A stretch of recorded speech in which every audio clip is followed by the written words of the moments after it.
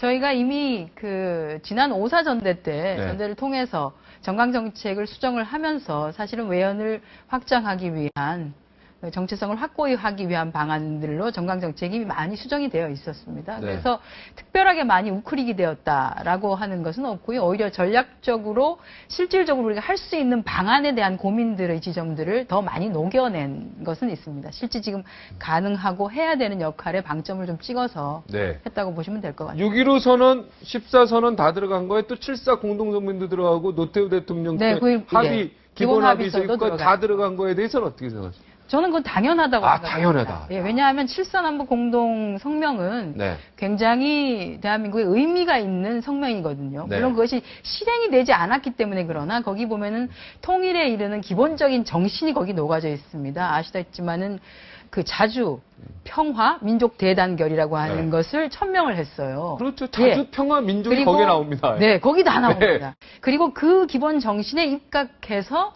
6.15. 네. 그것에 입각해서 남북 기본 합의서가 만들어졌고, 거죠. 그 이후에 6.15가 만들어졌고. 그럼 그 이전에 민주당 만들 때 그렇게 다 넣었어요. 저희가 그래서 6.15, 14 선언 등이라고 되어 있어요. 그런데 사실 우리는 이제 우리가 어쨌든 수권 정당으로서 정권을 잡았던 그 시기에 만들어졌던 것이 좀 앞에 나왔으면 해서 그 두 개를 이렇게 했다. 정강정책에 녹여놨던 것이죠. 네. 지역구가 아니라서 여기에 대해서 어떻게 생각하시는지 잘 모르겠습니다만 지역구 의원들은 이거 굉장히 민감해요. 이 무공천 이번에 기초의회 기초 단체장 하는 부분에 대해서 물 좀 먹어도 되는 그럼요. 뭐 드시라고 이런 건데 이게 그러다 보니까 오늘 문재인 의원도 이걸 당원들한테 물어봤느냐 오늘 한 얘기가 아니고 안철수 의원은 당원들에게 다시 한번 물어보겠다라고 오늘 사실은 이 무공천을 약속해서 지금 합당이 된 거 아니면 통합이 이걸 새정치로 이제 기치를 들고 무공천이 통합의 기본 요건은 아니었습니다. 네, 그렇습니까? 예. 자꾸 이제 오해를 하고 계신 게 있는데 제가 나온 김에 그래도 그렇죠. 하겠습니다.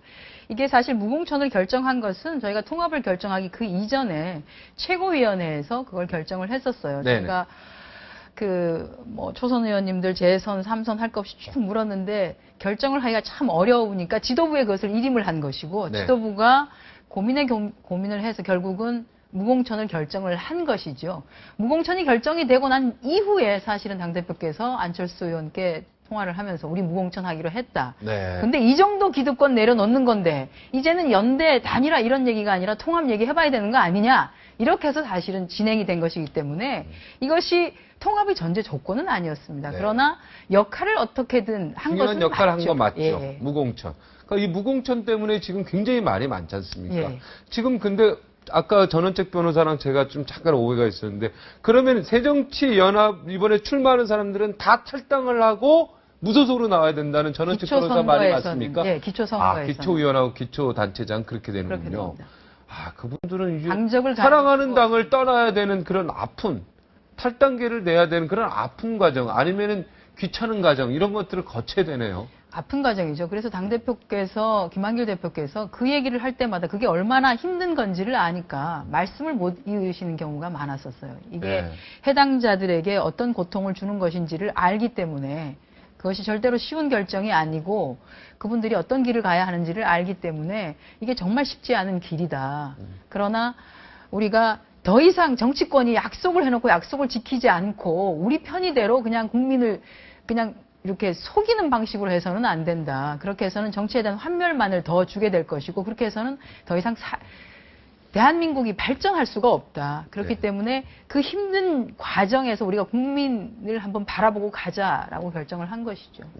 근데 지금 왜 저희가 이렇게 힘들어야 되는지 모르겠어요. 저희는 원래 공약을 했고 그 공약을 지키기 그렇죠. 대통령 공약을 한 사람은 새누리당이죠. 공약을 지키지 않고 있는 사람들에게 얘기를 해야 되는데 지금 공약을 지키지 않고 오히려 공천을 하고 있는 분들이 저희를 보고 뭐라 그러냐면 공천하기만 해봐. 공천하기만 해봐. 이렇게 하고 계신 거예요. 이건 무슨 적반하장도 이런 경우가 없어요. 그러니까 진짜 공약을 한 사람들은 새누리당인데 새누리당은 한번 포화를 확 맞아버리고, 완전히 맞았지 않습니까? 공약 위반이다 해서 이미 먼저 그냥 쉽게 얘기해서 매 있잖아요. 우리 학교 다닐 때 많이 맞을 때 앞에 처음에서 막 맞지 않습니까? 딱 맞고 하고 그리고 웃지 저는 않습니까? 많이 안 맞았어요. 저는 맞았어요. 딱 하고 웃고 뒤에 애들 대기하는데 떨고 있지 않습니까? 막 그럼 우리는 먼저 맞아가지고 야 약올롭지 이렇게 하고 그랬었는데 네. 먼저 맞은 게 그게 굉장히 그 아니, 생각이 좀 나요. 저는 새누리당이 아직 덜 맞은 것 같아요, 새누리당이. 아니 그 네, 아직 덜 맞으셨다고 보고 이게 왜냐면 민주당이 다 막고 본격적으로 있으니까 지금. 그렇죠. 그걸 이제 고소하다고 생각을 하시는데 저는 국민이 굉장히 현명하시거든요. 네.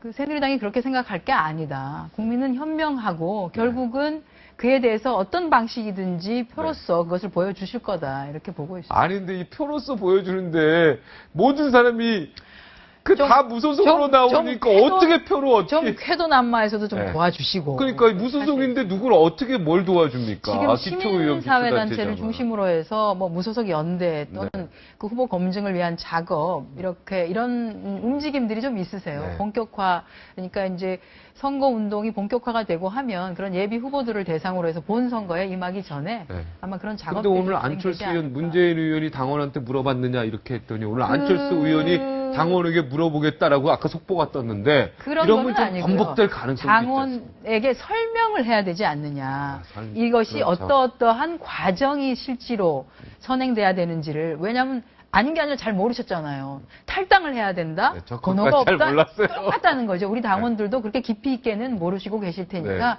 그런 과정들을 거치는 것이 좋겠다는 것이죠. 그렇게 설득하고 네, 그렇게 네. 설득하는 번복할 작업을 확률은 없다. 그거는 제로다. 지금